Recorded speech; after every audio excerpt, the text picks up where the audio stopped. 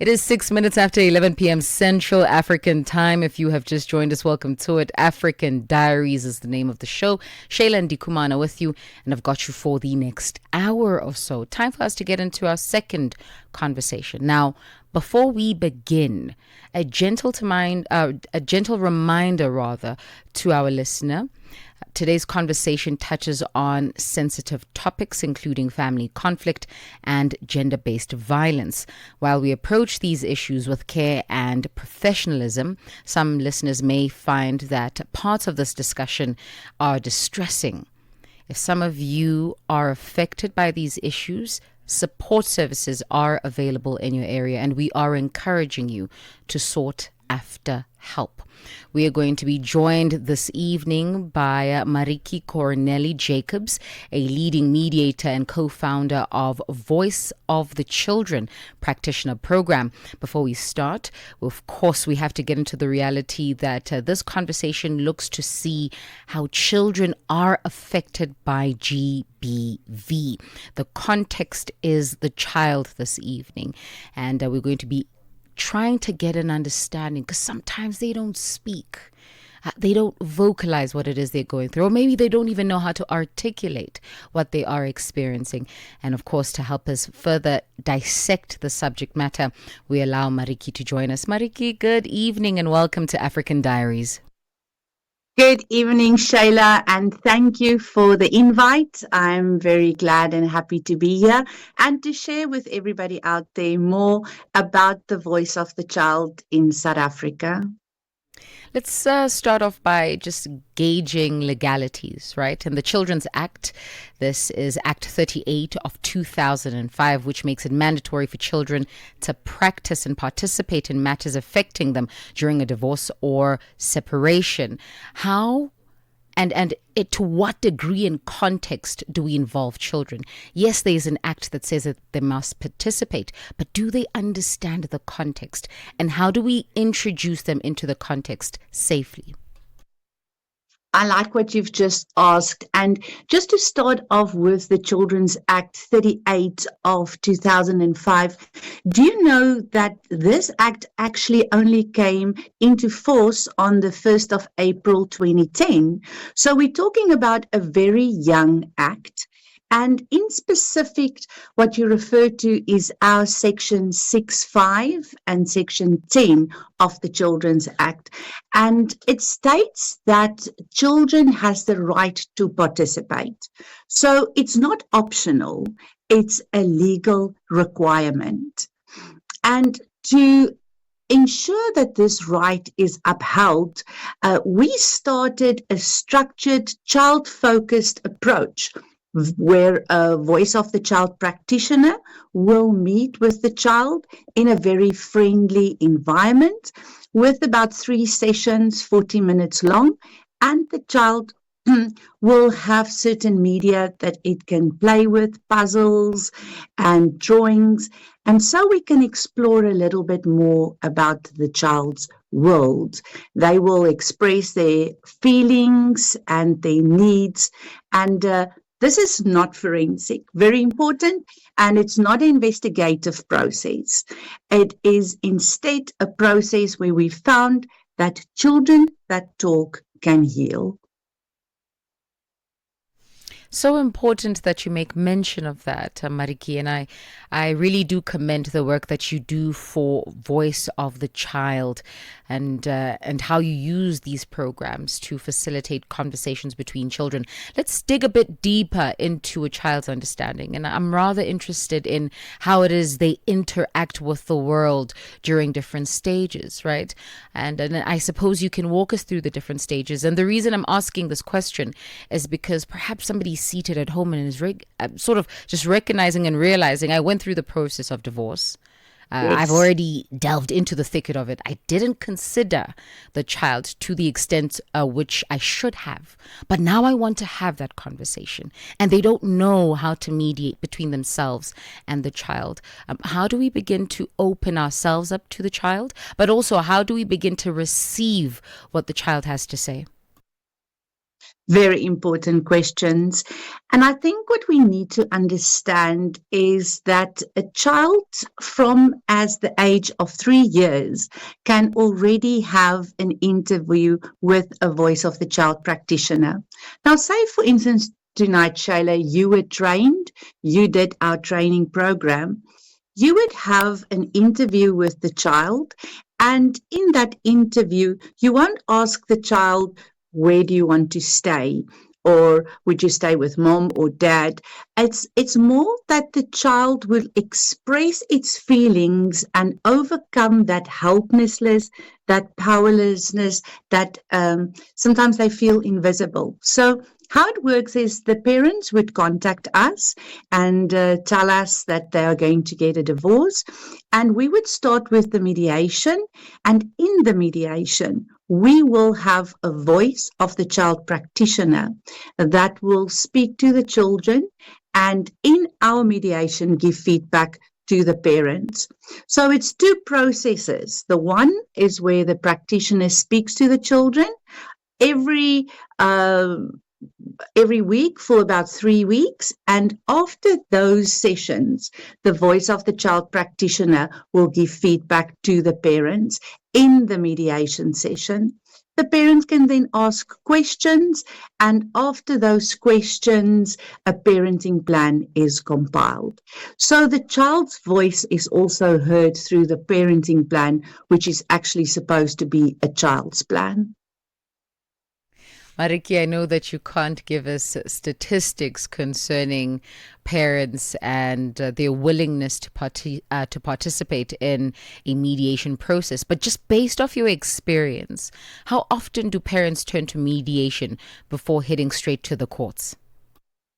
That is such a good question. So currently we're experiencing in Gauteng about plus minus, please, everybody out there that's a practitioner, don't stone me, but about 25,000 divorces that we've experienced last year in 2024.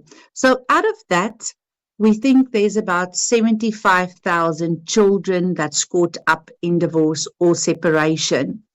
Now, what happens is when the parents decide to get divorced, there's normally already a lot of hurt and anger and resentment, which the child is locked into. We also get something called parental alienation, where the parents would like the child to take their sides in this divorce. So sometimes they actually do not want in mediation the child's voice to be heard. Maybe they think that all their dirty laundry is going to come out. So they do, and I would say more than 60% of parents would rather go for litigation and not mediation. And it's because they hope that somebody else will fight for them as a parent, and then they forget that who will listen to the child and look after the child. So us as voice of the child practitioners and mediation practitioners always tell the parents, you know what, our first priority is the children, because they are stuck into something they didn't ask for. And in my book that I wrote also in page 33, the children's voices there comes out, and when they speak to their parents, they say, we are here in a situation we didn't ask for. And I think if you look at the end of the voice of the child process where there's a reunification, is when the voice of the child practitioner, mom and dad, the children and myself will sit in a room and we will explain the parenting plan to the children and also explain to them what is the roadmap going forward. They'll have toys at mom's house and dad's house. They'll have a toothbrush at each house. And those information and education about the roadmap going forward helps the children with the divorce. But to get back to what you asked, no, if we don't talk about this on shows like tonight and on books and Facebook, then people won't know that we should listen to children, Section 10 of the Children's Act, and that it's helpful for them because when they talk, they heal. Marici, that's a point you've been emphasizing. Children need to talk. I think Yes. from the beginning of our conversation, you've just been emphasizing that when they talk, they heal. My only question is, do we have parents that are fit to listen? And not because they don't want to. I honestly do not believe that a parent is ready to neglect their child to that degree. Of course, there are certain instances where that happens. However, I do think that there is some kind of miscommunication between a child and a parent. And I think it's because, firstly, language, the expression of what it is you're going through as a child. You know, you perhaps don't understand what it is you feel, and you're trying to put it out there. But when you do, all you feel like doing is getting moody and not saying anything. And these people don't understand me. And these are real conversations that we have seen spring up when it comes to children. So how do we mitigate that language barrier that has nothing to do with the actual tongue, but more so an understanding of each other? Yes, Shayla, that's so important. There should be a bridge between parents and children. And sometimes when parents are overwhelmed, they don't really listen to the children's needs. And I think as being their primary caregivers, there should be an open conversation. And what we've seen that open conversations strengthen trust. It brings back that attachment that was bonded when the child was born. But parents don't always listen calmly without judgment. Children sometimes feel judged or they need to perform.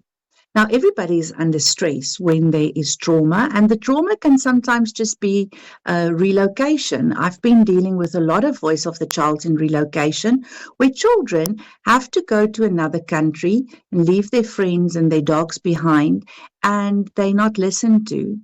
So we listen to their emotions, and when they release these emotions constructively, we see that the stress load is being shared with us as being practitioners. And when there's then a bridge between the children and the parents, us being voice of the child practitioners, being that bridge, I think it makes a safe space for them. And having that safe space, they have a healthy emotional place where they can, all the bottled up emotions, the fear, the sadness, the anger, all of those things that sometimes causes sleep disturbances and physical complaints, that is a place where they can offload. And in that safe space, we can talk to the parents and we can say that your child feels this, needs this. We always ask the children when they enter our voice of the child room with a thumbs up, can I tell this to mom and dad? We first ask them, do you know why you're here? And sometimes they don't know. So we explain to them the process. You're going to come and sit with me next week and the week after that, and we're going to talk about your school and your house. Can you tell me about mom's house and dad's house? And with all of that, we build trust with them. And then we ask them, when they tell us sometimes that there's alcohol or some kind of abuse or they've been physically abused, then we say, I will have to tell this information to your parents. And we have to call in a social worker at that stage, but we do assure them that they will be protected and looked after. Sometimes the children will tell us, Shayla, I don't want you to tell mom and dad that, or this has been happening. I don't want you to tell them that. And then we wait a little bit, we work through the process, and if we find more and more information, then we have to stop the process and get in more professionals. But getting back to your initial question, that is a bridge. And that bridge helped the children with all that bottled up emotions. The voice of Marici Corneli Jacobs joining us this evening, an accredited level 3 mediator in commercial and family law, vice president of the Mediation Society of South Africa, and co-creator of the pioneering Voice for Children Practitioner Programme. And she joins us to have a twofold conversation. one on divorce and the effects of divorce on children. And the next, and I suppose, Marici, you've sort of just poured into the next that is upcoming in the case and in the context of GBV. How do we mitigate that? We have started that conversation. However, I'm going to need for us to take a quick breather. When we come back, we do continue this conversation. If you do have questions, find us on YouTube. Channel Africa is the platform. Send through your questions via that live chat. If not, do find us on WhatsApp +27 6340 9126. Gender-based violence is destroying lives and tearing communities apart. It happens in homes, in schools, at workplaces, and too often in silence. But it doesn't have to continue. If you see it, speak out. If you are hurting, reach out. Because doing nothing is not an option. Listen to all 19 SABC radio stations from Wednesday, 23rd of July for hard talk, discussions, advice, dramas, educational shows, and interviews around GBV with experts, survivors, lawmakers, and the whole country affected by gender-based violence. For all your favorite SABC radio stations, call 0800 428 428 to report abuse or get help. GBV, it ends with you. This message is brought to you by the SABC.